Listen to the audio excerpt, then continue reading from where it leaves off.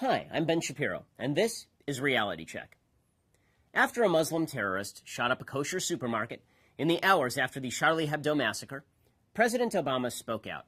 He said this: "It is entirely legitimate for the American people to be deeply concerned when you've got a bunch of violent, vicious zealots who behead people or randomly shoot a bunch of folks in a deli in Paris." Randomly?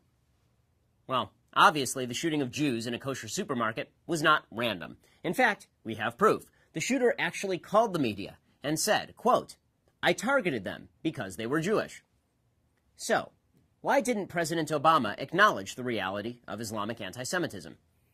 Because, if he were to do that, he would also have to acknowledge that Israel is right and its enemies are wrong, that no territorial concessions will buy off Muslim religious fanatics.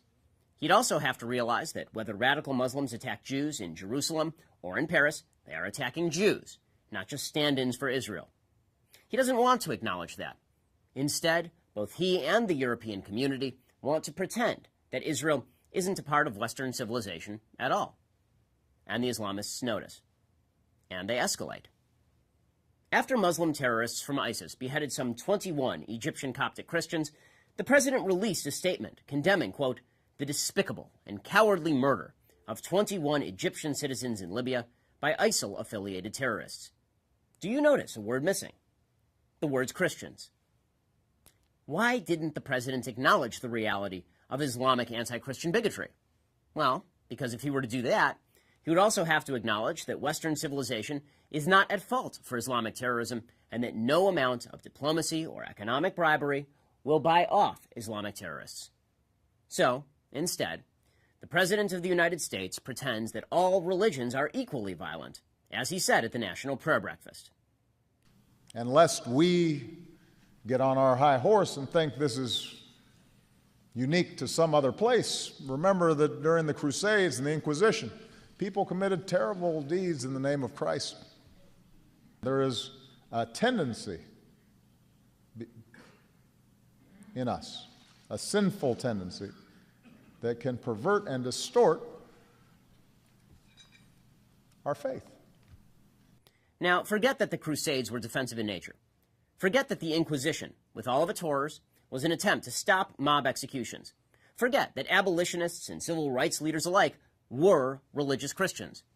Focus instead on the fact that today, not hundreds of years ago, not decades ago, today, Islamists are murdering Christians en masse in Iraq, Libya, Nigeria, Sudan, and Syria.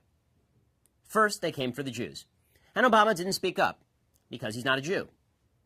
Then they came for the Christians, and Obama didn't speak up because he's not a Christian.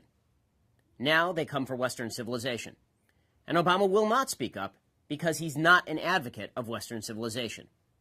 He believes that Western civilization is exploitative and imperialistic, that terrorism is caused by imbalances between the West and the rest, that if only the West would minimize its arrogance on the world stage, peace would blossom. And so we cut the military. And so we make way for an Iranian nuclear program. And so we hamstring Israel and Egypt and insist, without any evidence at all, that ISIS is not Islamic. They are coming for the Jews. They are coming for the Christians. They're coming for Western civilization.